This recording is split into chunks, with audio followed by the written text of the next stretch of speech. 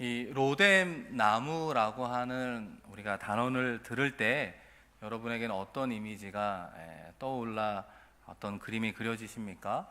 보통 쉼, 안식, 회복이라고 하는 단어가 생각날 것입니다. 그래서 한국 교회 카페 이름 중에도 로뎀이나 로뎀 나무라는 이름이 많이 있지요. 얼마 전에 싱가포르 한인교회도 우리 카페 이름을 공모했는데 그 이름이 카페 로뎀으로 선정이 되었습니다. 그러나 이 로뎀 나무 자체가 주는 이미지는 어떨까요? 다시 말해 성경에서 등장하는 로뎀 나무 자체의 이미지는 사실 우리가 생각하고 있는 것처럼 쉼이나 안식, 회복은 아니라는 것이죠. 오히려 비참이라고 말할 수 있습니다. 성경에서는 로뎀 나무를 가리켜 비참한 우리의 현실, 비참한 우리의 상황을 언급하고 있습니다. 성경에는 몇 가지 예가 나오고 있는데요. 우리가 잘 알고 있는 아브라함의 첩 하갈의 이야기로 시작할 수 있습니다. 하갈이 이스마엘을 낳았고 시간이 지나 아브라함도 아들 이삭을 낳았습니다. 그런데 그 이스마엘이 아브라함의 아들 이삭을 괴롭히게 되었고 그 일로 인해서 광야로 쫓겨나게 됩니다. 하갈은 광야의 더위로 인해서 죽어가는 아들을 떨기나무 아래에 둘 수밖에 없었습니다. 그리고 일정 거리를 앞으로 나아가 대성통곡하며 하나님, 우리를 구원하여 주십시오. 이렇게 기도할 수밖에 없었던 것이죠. 이 본문에서 떨기나무 아래에 두었던 그 이스마엘, 그 떨기나무가 여러분 로뎀 나무라는 사실입니다. 모자의 비참한 상황을 표현해 주고 있다는 것이죠. 또한 욥기에도 이런 말씀이 등장하는데요. 우리 욥기 30장 4절 우리 화면을 보면서 한번 같이 읽어볼까요? 떨기나무 가운데에서 대쌀이 뿌리로 먹을 거리를 삼느니라. 여기서는 로뎀 나무가 어떤 나무로 표현되고 있느냐? 대쌀이 뿌리라고 표현되고 있는 것이죠. 이 로뎀 나무의 열매는요, 독성이 있어서 먹을 수 없습니다. 그래서 열매로부터 뿌리가 쓰고, 그래서 사실은 쓸모없는 나무로 알려져 있는 것이죠. 그 로뎀 나무에 쓴 뿌리를 먹어야 할 정도로 비참해진 욥의 상황을 성경은 이야기를 하고 있다는 것입니다. 그리고 오늘 본문에 등장하는 이 로뎀 나무가 가장 유명한 모습으로 등장하고 있습니다. 우리가 로뎀 나무에 대한 이야기를 이어가기 전에 오늘 본문 말씀의 배경을 좀 이해할 필요가 있는데요. 우리가 잘 아는 것처럼 엘리야 선지자는 갈멜산에서 450명의 바알 선지자들과 싸워 대결에서 승리했습니다. 바알 선지자들을 처단했습니다. 그리고 엘리야는 아합 왕에게 자신 있게 이렇게 이야기를 하는 거예요. 왕이시여, 곧 비가 내립니다. 음식을 드셔도 됩니다. 가뭄이 끝났다는 것을 이야기하는 것이죠. 그래서 비를 위해서 기도할 때 먼 곳에서 구름 한 조각이 오는 것을 보면서 심지어는 뭐라고 얘기하냐면 이제 곧 큰 비가 내리니까 막히지 않도록 큰 비를 피하도록 마차를 준비하십시오 권하기까지 한다는 거죠. 이제까지 자기를 대적하던 아합 왕이 이 엘리야의 말에 순순히 따르는 것을 보면서 엘리야가 너무나 기뻤습니다. 아합 왕이 엘리야의 말을 들었다는 것은 곧 하나님의 말씀을 들었다는 것입니다. 아합 왕이 하나님의 말씀을 듣고 순종한다는 것은 곧 하나님이 이스라엘을 다스리는 바로 그때가 우상 숭배가 종식되는 시대가 되었구나, 이렇게 확신하게 되었다는 것이죠. 그런데 얼마 시간이 지나지 않아 엘리야에게 닥친 상황은 어떻습니까? 아합 왕이 이 모든 일을 왕비 이세벨에게 다 고한 거예요. 그러니까 이세벨이 이야기를 듣고 엘리야를 죽이겠다고 선언한 것입니다. 그것이 바로 오늘 열왕기상 19장 2절 말씀에 나와 있습니다. 우리 2절을 한번 같이 읽어볼까요? 이세벨이 사신을 엘리야에게 보내어 이르되 내가 내일 반드시 내 생명을 저 사람들 중 한 사람의 생명과 같게 하리라. 그렇게 하지 아니하면 신들이 내게 벌유의 벌을 내림이 마땅하니라 한지라. 이 북이스라엘의 실제 통치자가 이세벨이라는 것을 알 수 있습니다. 그런데 이세벨은 엘리야의 사건에 겁을 내거나 그 말을 듣고 순종하기는커녕 엘리야를 죽이겠다고 사람들을 모았습니다. 여러분, 그렇습니다. 이 엘리야의 입장에서는 자신의 화려한 성취감, 하늘을 날 듯한 영적인 만족감은 잠시였다라고 하는 것을 알 수 있어요. 갈멜산에서의 그 압도적인 승리에도 불구하고 바알 종교를 뿌리채 뽑지 못한 이 엘리야 선지자의 그 선지자로서의 한계를 경험하면서 자신도 모르게 실망하게 된다는 것이죠. 여전히 눈에 보이는 450명의 바알 선지자들은 사라졌지만 뿌리 깊게 바알을 숭배하는 그 우상 숭배의 뿌리는 여전히 이스라엘 모습 가운데 있는 것을 보면서 크게 낙심하게 되었던 것입니다. 바로 이 순간 엘리야에게 여러분 무엇이 찾아왔습니까? 영적 무기력함이 찾아오게 되었다는 거죠. 오랫동안 이스라엘의 우상 숭배자들과 싸우면서 누적된 육신의 피곤함까지 한꺼번에 몰려왔습니다. 이렇듯 누구에게나 찾아올 수 있는 것이요, 영적 침체라고 말할 수 있습니다. 동시에 우리의 육신이 탈진하는 심신의 탈진이라고 할 수 있는 것들이 우리에게 찾아올 수 있습니다. 예외 없이 신앙의 위대한 지도자들, 신앙의 영적 거장들에게도 삶의 의욕을 잃어버릴 때가 있다고 성경은 증언하고 있는 것이죠. 결과적으로 엘리야는 이세벨을 피해 자신의 생명을 구하고자 북이스라엘을 떠나 남유다로 내려오게 됩니다. 남유다 어디까지 내려왔느냐? 부엘세바까지 오게 되었는데, 이 부엘세바는 남유다의 최남단이었습니다.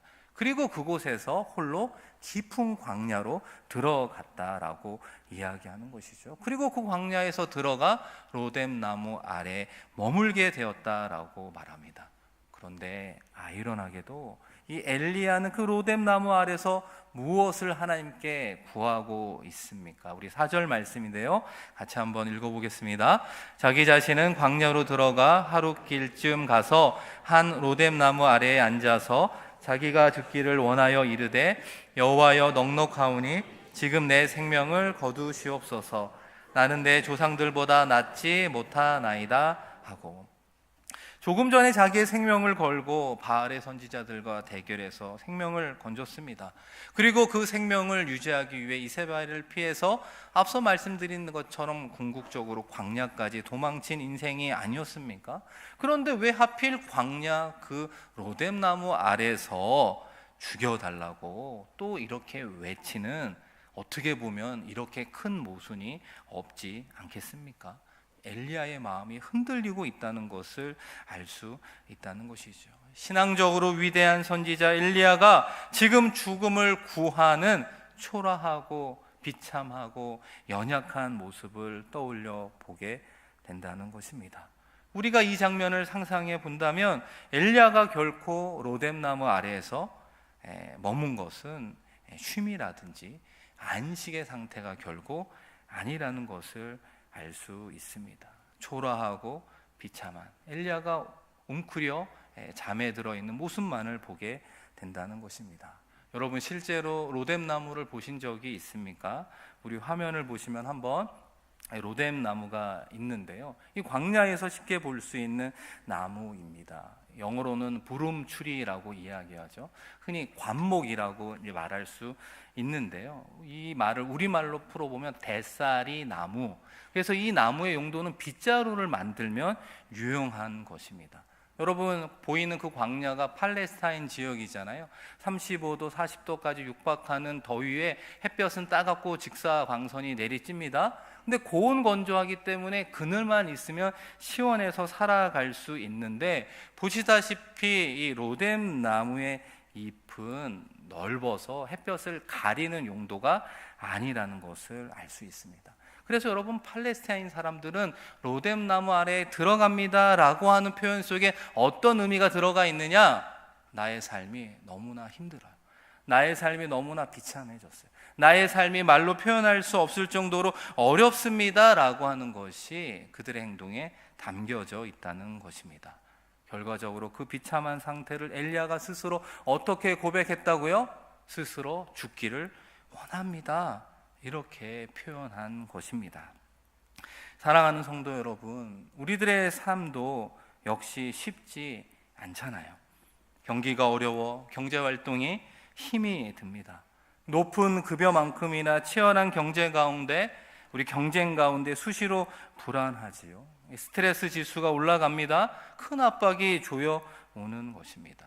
우리 가장만 그렇게 힘들게 치열하게 살아가고 있나요? 우리 어린 자녀들의 기도 제목도 보면 어려서부터 많은 시험에 노출되어 있고, 시험에 노출되어 있어서 어쩔 수 없이 계속해서 공부의 자리에 앉아 있는 그 모습이 아이들에게도 어려운 환경인 것은 마찬가지라는 것이죠. 그 아내로서, 엄마로서 살아가고 있는 우리 분들에게도 쉽지 않은 일들이 펼쳐지고 있는 것입니다. 도미노처럼 이런 심적 압박은 결국 가족들에게 전달될 수밖에 없는 것이죠. 그것이 가족들에게 전달되면서 어느 순간 나도 모르게 영적인 힘이 빠지고 나도 모르게 모든 삶의 의욕을 잃어버린다라고 말할 수 있는, 심지어는 탈진이 찾아올 수 있다는 것입니다. 사랑하는 성도 여러분, 영적인 침체와 탈진은 여러분 어떻게 시작이 될까요? 우리가 신앙생활하는 가운데 지금까지 받은 하나님의 은혜에 대해 바라보는 눈이 선명하지 않을 때 찾아온다는 거예요.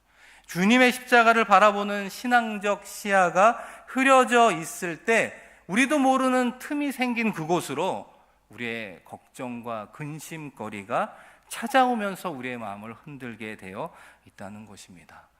본문의 말씀으로 이야기해 본다면 우리가 하루에도 몇 번씩 아침에는 갈멜산의 정상에 올라갔다가도 저녁이 되면 브엘세바 광야의 내리막길로 치닫는 것이 우리의 문제죠. 우리의 신앙생활의 연약함이 아닙니까? 사실 우리의 문제는 갈멜산의 체험이 없어서 일어나는 것이 아니라는 거예요.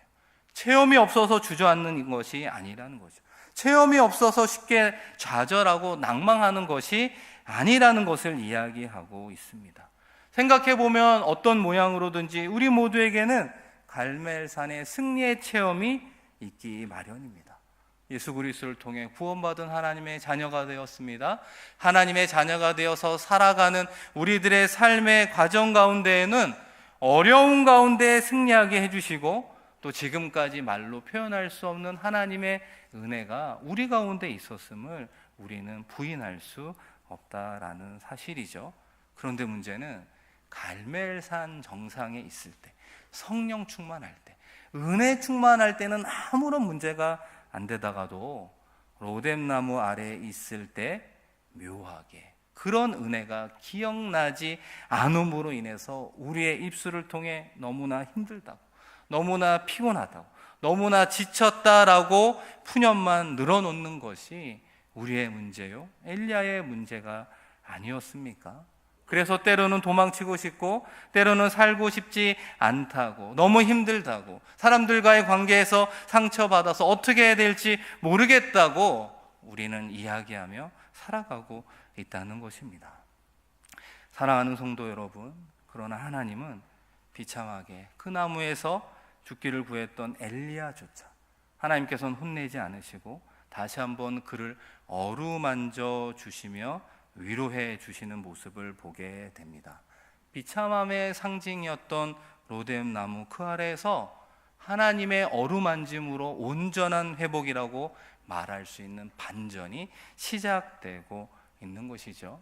회복의 반전이 어떻게 이루어지고 있습니까? 여러분, 우리 함께 읽은 5절 6절 말씀에 나오는데요, 우리 5절 6절 말씀 같이 한번 읽겠습니다. 로뎀나무 아래에 누워 자더니 천사가 그를 어루만지며 그에게 이르되 일어나서 먹으라 하는지라. 본즉 머리맡에 숯불에 구운 떡과 한 병 물이 있더라. 이에 먹고 마시고 다시 누웠더니. 아멘. 여러분, 함께 읽은 말씀을 자세히 보시면 떡이 나오는데 여러분, 어떤 떡이 나오고 있습니까? 숯불에 구운 떡이 나오고 있는 것이죠. 제가 여러분에게 질문해 보겠습니까? 우리 떡이 맛있습니까? 숯불에 구운 떡이 맛있을까요? 뭐 그렇게 드셔본 적이 없으셔서 아무래도 그냥 떡보다는 숯불에 구운 떡이 맛있을 것 같습니다. 여러분, 숯불하면 우리 싱가포르에서도 갖고 있는 문화가 있죠. 우리 바베큐 문화라고 이제 말할 수 있습니다. 그런데 특별히 이제 미국에서 오신 분들은 바베큐를 할 때 스테이크로 하시는 분들도 있고요. 제가 몇 년 동안 살았던 이 남아공에서는 양브라이, 양 바베큐가 아주 유명합니다. 거기서는 다 양브라이만 해야 되거든요. 그런데 이 싱가포르에 와 보니까 종합 세트로 돼지로부터 시작해서 스테이크, 삼겹살에 이르기까지 모든 것이 다 여기서는 통하는 것을 보게 된다는 거죠. 여러분, 이 숯불의 향이 고기에 닿을 때 훨씬 더 풍미를 그죠? 느끼게 해주는 거죠. 이 동일한 원리로 이 떡에도 숯불의 향을 피우면 아마 감칠맛 나는 떡이 되는 것 같습니다. 왜 여러분 그냥 떡을 줘도 되는데 왜 심신에 지쳐 잠들어 있는 엘리야에게 이 숯불에 구운 떡을 주었을까요? 입맛이 없는 그가 기력을 회복할 수 있도록 입맛을 돋구어 줄 수 있는 세상의 음식을 허락해 주시는 그 하나님의 손길을 느낄 수 있다는 것이죠.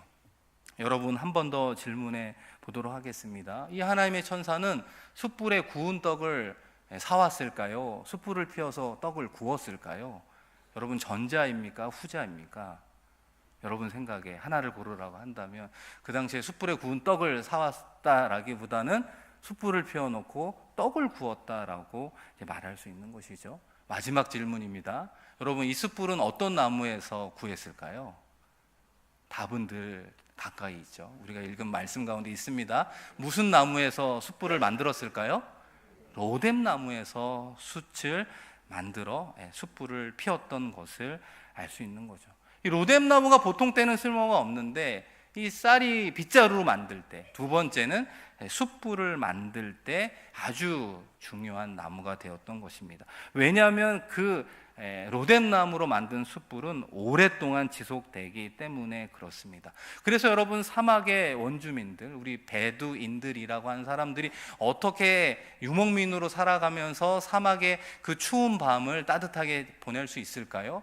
음식을 다 해먹고 남은 그 숯불로 모래에 묻습니다. 그리고 모래를 덮고 그 위에 천을 대고 그 위에 누워서 잠을 자게 되면 이 따뜻한 온기를 가지고 추운 사막의 밤에서도 보낼 수 있는 것이죠. 하나님의 천사는 로뎀나무 아래서 심신이 지치고 탈진하여 잠자고 있는 엘리야의 모습을 치근하게 바라보고 있습니다. 여러분, 우리들의 삶의 자리에서도 비슷한 모습을 볼 때가 있지 않습니까? 고단한 하루를 살아가는 가족들, 그 자녀들이 잠들어 있는 모습을 볼 때가 있는 거죠. 늦은 시간까지 공부하다가 책상에 누워서 책상에서 잠을 자고 있는 자녀들의 모습을 보기도 하죠. 또 소파에 앉아 있다가 잠이 들거나 쪽잠을 주무시는 우리 엄마, 우리 또 아내의 모습을 볼 때도 있죠. 오랫동안 출장 갔다 와 피곤한 그 남편이 침대에 눕자마자 코를 고며 잠을 자고 있는 그런 모습들을 우리가 보면서 힘들게 살았구나 라고 하는 애처로운 마음, 또 치근한 마음이 들지 않습니까? 하나님도 동일한 마음을 갖고 계셨어요. 심신이 지쳐 잠든 그 엘리야를 바라보면서 그 나뭇가지로 숯불을 만들어 떡을 구워 풍미가 좋은 음식을 제공해 주었습니다. 그리고 여러분 6절 말씀해 보시면 이에 먹고 마시고 다시 누웠다라고 표현하죠. 다시 잠을 잤다라고 이야기합니다. 두 번째 엘리야가 어떤 잠을 청하게 되었을까요? 이 숯불을 모래에 묻고 그 위에 옷이나 천을 얹고 그 따뜻한 온기 가운데 그 잠을 잘 수 있었던 것이죠. 사랑하는 성도 여러분, 하나님은 천사를 통해 다시 한번 엘리야를 깨우며 또 먹고 마시라 말씀하고 있습니다. 우리 7절 말씀 우리 마지막으로 한번 같이 읽어보도록 하겠습니다. 여호와의 천사가 또 다시 와서 어루만지며 이르되 일어나 먹으라 내가 갈 길을 다 가지 못할까 하노라 하는지라. 아멘. 이 한 번 더 먹고 마시라고 엘리야를 깨우고 음식을 제공해 주죠. 왜 하나님은 한 번 더 재차 음식을 강조하게 될까요? 기력이 회복한 엘리야가 다시 두 번째 주는 떡을 바라보면서 무엇을 생각했을까요? 지금까지 하나님께서 이 떡을 통해서 역사하셨던 하나님의 은혜, 하나님의 놀라운 기적이 있었지라고 하는 것을 회상시켜 주는 거죠. 떡이 회복의 도구가 되고 있는 것입니다. 그릿 시내가에 숨어 있을 때 여러분 까마귀가 갖다 준 음식 중에 하나가 무엇이었습니까? 떡이었거든요. 과부와 아들이 살아가고 있는 그 집에서 함께 몇 년 동안 기거하며 살아갈 때 그 과부가 마지막 음식으로 주었던 것이 바로 떡 한 조각이었습니다. 떡을 통해 엘리야가 그것을 바라보면서 내가 여기 오기 전에 바로 그 갈멜산에서 450명의 바알 선지자들을 상대로 승리했었지 라고 하는 하나님의 함께하심, 불가능을 가능케 하셨던 그 하나님의 은혜를 다시 한번 회복함으로 신앙적으로 일어서게 되는 것을 보게 됩니다. 사랑하는 성도 여러분, 여러분에게도 절대로 잊을 수 없는 하나님의 은혜의 증거가 분명히 있을 것입니다. 어떤 분에게는 주님의 십자가라는 이야기만 하면 눈물을 흘리는 분이 있는 것이죠.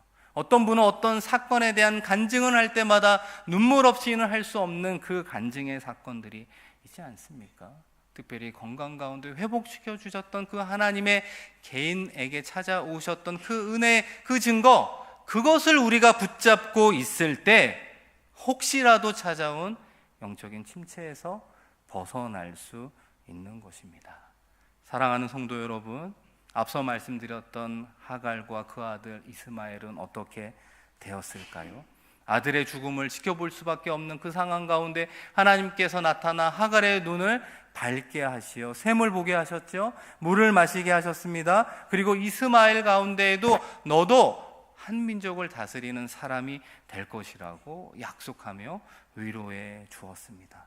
욥은 또 어떻습니까? 로뎀나무의 뿌리의 쓴맛처럼 고난 가운데에서 살아갔지만 하나님이 그를 건져주시고 이전과는 다른 신앙과 복을 허락해 주셨습니다. 로뎀나무 그 자체는 분명히 비참한 상황을 상징하고 있습니다. 그러나 그 나무에 주님께서 찾아오시면 그것은 놀라운 위로가 되고 다시금 회복이 시작이 되는 것이죠. 사람들은 종종 로뎀나무 아래에서 죽기를 구합니다. 건강의 문제로, 재정의 문제로, 가족이나 이웃과의 크고 작은 문제로 인해서 누가 시키지 않았는데도 로뎀나무 아래에 피하여 죽기를 구하고 있다는 것이죠. 그러나 우리가 혹시라도 찾은 그곳은 죽기를 구하는 자리, 낙심한 자리, 실패하여 넘어진 자리가 아니라 다시 한번 회복할 수 있는, 일어설 수 있는 자리가 될 수 있습니다. 아니, 되어야 합니다. 여러분, 왜 그렇습니까? 그곳에 하나님이 계시기 때문입니다. 우리가 실망한 자리에도 하나님은 계십니다. 우리가 실패한 자리에도 하나님은 여전히 계십니다. 우리가 로뎀나무 아래에 죽을 지경이 되었을지라도 우리 하나님이 바로 곁에 계셔서 먹을 음식으로 기력을 회복시켜 주시고 하나님의 사랑으로 품어주시고 우리의 영혼을 회복시켜 주시기 때문입니다. 그러할 때 그 로뎀나무 아래 있는 우리의 모습이 영적으로 주님의 십자가 그늘 아래 은혜를 누리는 진정한 쉼이 되지 않겠습니까? 사랑하는 성도 여러분, 오늘은 특별히 성찬이 있는 주일입니다. 우리 주님께서 하셨던 말씀이 있죠. 수고하고 무거운 짐진 자들아 다 내게로 오라. 내가 너희를 쉬게 하리라. 말씀해 주셨습니다. 우리가 그분의 떡과 그분의 잔을 이러한 믿음으로 받는다면 우리를 쉬게 하리라 라고 말씀하신 주님의 진정한 평안과 안식이 우리 가운데, 지친 심신 가운데, 잃어버린 우리의 신앙 가운데 우리의 영육을 강건하게 만들어 주실 줄로 믿습니다. 오직 주님의 십자가 그 아래에서 진정한 쉼과 은혜가 있음을 믿으며 다시 한번 하나님께서 주시는 그 회복의 은혜를 누리며 낙심하고 절망한 그 삶의 자리에서 일어나 승리의 발걸음을 내딛는 우리 모두가 되기를 주님의 이름으로 간절히 축원드립니다. 함께 기도하겠습니다. 하나님 아버지, 심신이 지친 삶의 자리 가운데 불평하고 원망하며 힘듭니다라고 외치는 그 자리에 우리의 주님을 초대하길 원합니다. 나에게 베푸신 그 선명한 은혜의 증거를 확인하는 자리가 되게 하시고 다시 한번 깨닫고 회복하는 자리가 되게 하여 주셔서 삶의 자리에서 낙심한 그 자리에서 일어나 승리의 발걸음을 내디딜 수 있는 하나님의 귀한 권속 삼아 주시옵소서. 감사드리며 귀하신 예수 그리스도의 이름으로 기도드립니다. 아멘.